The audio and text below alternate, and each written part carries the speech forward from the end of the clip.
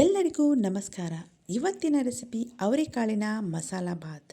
ಅವರೆಕಾಳಿನ ಸೀಸನ್ನಲ್ಲಿ ಎಲ್ಲ ಥರ ರೆಸಿಪಿಗಳನ್ನು ಟ್ರೈ ಮಾಡಿರ್ತೀರ. ಹಾಗೆಯೇ ಈ ಅವರೆಕಾಳಿನ ಮಸಾಲ ಬಾತ್ ಕೂಡ ಒಂದ್ಸಲ ಟ್ರೈ ಮಾಡಿ ನೋಡಿ. ಹಾಗೆ ಹೇಗೆ ಬಂದಿದೆ ಅಂತ ಮರೆಯದೆ ನಮಗೆ ಕಮೆಂಟ್ ಮಾಡಿ ತಿಳಿಸಿ. ಬನ್ನಿ ತಡ ಮಾಡದೆ ಈ ವಿಡಿಯೋನ ಶುರು ಮಾಡೋಣ. ಮೊದಲು ಇದನ್ನು ಮಾಡೋದಕ್ಕೆ ನಾನಿಲ್ಲಿ 2 ಕಪ್ನಷ್ಟು ಅಂದರೆ 200 ಗ್ರಾಮ್ನಷ್ಟು ಅಕ್ಕಿಯನ್ನು ತೊಗೊಂಡಿದ್ದೀನಿ. ಈ ರೀತಿಯಾಗಿ ಅಕ್ಕಿಯನ್ನು ತಗೊಂಡು ಅದನ್ನು ಚೆನ್ನಾಗಿ 2 ರಿಂದ 3 ಸಲ ನಾವು ಅದನ್ನು ವಾಶ್ ಮಾಡ್ಕೋಬೇಕು. ನಂತರ ಇದನ್ನು 30 ರಿಂದ 40 ನಿಮಿಷ ಹಾಗೆ ನೆನೆಯೋದಕ್ಕೆ ಬಿಡಿ. ಇವಾಗ ಒಂದು ಮಿಕ್ಸರ್ ಜಾರ್ಗೆ 2 ಟೇಬಲ್ ಸ್ಪೂನಷ್ಟು ಹಸಿ ಕೊಬ್ಬರಿ ತುರಿ, ಹಾಗೆ 10 ರಿಂದ 12 ಅಂದರೆ ಒಂದು ಗಡ್ಡೆಯಷ್ಟು ಬೆಳ್ಳುಳ್ಳಿ, ಹಾಗೆ 1 ಇಂಚಿನಷ್ಟು ಶುಂಠಿ, 4 ರಿಂದ 5 ಹಸಿ ಮೆಣಸಿನಕಾಯಿ, ಹಾಗೆ ಒಂದು ಸ್ವಲ್ಪ ಕೊತ್ತಂಬರಿ ಸೊಪ್ಪನ್ನು ಸೇರಿಸ್ಕೊಂಡು ಇದಕ್ಕೆ ಸ್ವಲ್ಪ ನೀರನ್ನು ಸೇರಿಸ್ಕೊಂಡು ಚೆನ್ನಾಗಿ ನುಣ್ಣಗೆ ನಾವು ಇದನ್ನು ರುಬ್ಕೋಬೇಕು. ಇಲ್ಲಿ ಮೆಣಸಿನಕಾಯಿಯನ್ನು ನಿಮ್ಮ ರುಚಿಗೆ ತಕ್ಕಷ್ಟು, ಖಾರಕ್ಕೆ ತಕ್ಕಷ್ಟು ನೋಡಿಕೊಂಡು ಸೇರಿಸ್ಕೊಳ್ಳಿ. ಈ ರೀತಿಯಾಗಿ ಇದನ್ನು ನುಣ್ಣಗೆ ರುಬ್ಬಿದ ಮೇಲೆ ಒಂದು ಬೇರೆ ಬೌಲಲ್ಲಿ ನಾನಿನ್ನು ಎತ್ತಿಟ್ಕೋತಾ ಇದ್ದೀನಿ. ಇದಕ್ಕೆ ಬೇಕಾಗಿರುವಂತಹ ಮಸಾಲ ಪದಾರ್ಥಗಳು 2 ಪಲಾವ್ ಎಲೆ, 3 ರಿಂದ 4 ಲವಂಗ, 1 ಇಂಚಿನಷ್ಟು ಚಕ್ಕೆ, ಹಾಗೆ ಒಂದು ಸ್ಟಾರ್ ಹೂವು, ಹಾಗೆ ಒಂದು ಅರ್ಧ ಜಾಪತ್ರೆ, 2 ರಿಂದ 3 ಏಲಕ್ಕಿಯನ್ನು ತಗೊಳ್ಳಿ. ನಂತರ ಒಂದು ಕುಕ್ಕರ್ಗೆ 2 ರಿಂದ 3 ಟೇಬಲ್ ಸ್ಪೂನಷ್ಟು ತುಪ್ಪವನ್ನು ಸೇರಿಸ್ಕೊಳ್ಳಿ. ತುಪ್ಪವನ್ನು ಸೇರಿಸೋದ್ರಿಂದ ಈ ಮಸಾಲ ಬಾತ್ ತುಂಬಾ ಚೆನ್ನಾಗಿ ಬರುತ್ತೆ. ನಂತರ ಇದಕ್ಕೆ 2 ರಿಂದ 3 ಟೇಬಲ್ ಸ್ಪೂನಷ್ಟು ಎಣ್ಣೆಯನ್ನು ಕೂಡ ಸೇರಿಸ್ಕೊಳ್ಳಿ.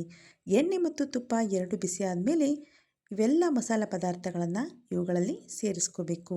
ಮಸಾಲ ಪದಾರ್ಥದ ಘಮ ಬರೋವರೆಗೂ 1 ನಿಮಿಷ ಇದನ್ನು ಚೆನ್ನಾಗಿ ಕೈಯಾಡಿಸ್ಕೊಳ್ಳಿ. ನಂತರ ಇದಕ್ಕೆ 10 ರಿಂದ 12 ಗೋಡಂಬಿಯನ್ನು ಕೂಡ ಸೇರಿಸ್ಕೊಳ್ಳಿ. ಇಲ್ಲಿ ಗೋಡಂಬಿ ಆಪ್ಷನಲ್.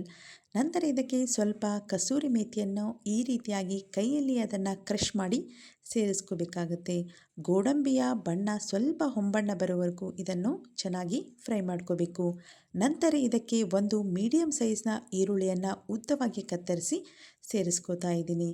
ಈರುಳ್ಳಿ ಸ್ವಲ್ಪ ಟ್ರಾನ್ಸ್ಪರೆಂಟ್ ಆಗೋವರೆಗೂ ಇದನ್ನು ಚೆನ್ನಾಗಿ ಫ್ರೈ ಮಾಡ್ಕೊಳ್ಳಿ. ನಂತರ ಇದಕ್ಕೆ 1 ಕಪ್ನಷ್ಟು ಹಸಿ ಅವರೆಕಾಳನ್ನು ಸೇರಿಸ್ಕೋತಾ ಇದ್ದೀನಿ.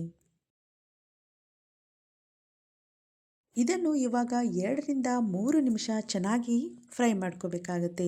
ನಂತರ ಇದಕ್ಕೆ ರುಚಿಗೆ ತಕ್ಕಷ್ಟು ಉಪ್ಪನ್ನು ಸೇರಿಸ್ಕೊಂಡು 1 ಟೊಮೆಟೊವನ್ನು ಉದ್ದವಾಗಿ ಕತ್ತರಿಸಿ ಸೇರಿಸ್ಕೋತಾ ಇದ್ದೀನಿ. ನೀವು ಚಿಕ್ಕದಾಗಿಯೂ ಕೂಡ ಕತ್ತರಿಸಿ ಸೇರಿಸ್ಕೋಬಹುದು. ಇವೆಲ್ಲವನ್ನು ಚೆನ್ನಾಗಿ ನಾವು ಮಿಕ್ಸ್ ಮಾಡ್ಕೋಬೇಕಾಗುತ್ತೆ. ಟೊಮ್ಯಾಟೊ ಸ್ವಲ್ಪ ಸಾಫ್ಟ್ ಆಗೋವರೆಗೂ ಇದನ್ನು ಬಿಡಬೇಕು.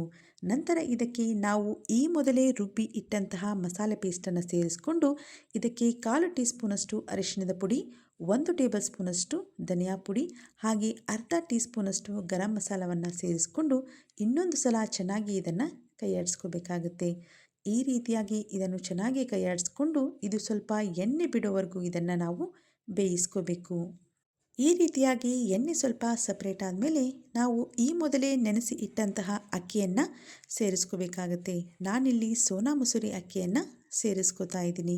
ನೀವು ಇದಕ್ಕೆ ಬೇಕಾದರೆ ಬಾಸ್ಮತಿ ಅಕ್ಕಿಯನ್ನು ಕೂಡ ಉಪಯೋಗಿಸ್ಕೋಬಹುದು. ಅಕ್ಕಿಯನ್ನು ಸೇರಿಸ್ಕೊಂಡು ಇನ್ನೊಂದು ಸಲ ಇದನ್ನು ಚೆನ್ನಾಗಿ ಮಿಕ್ಸ್ ಮಾಡ್ಕೋಬೇಕು.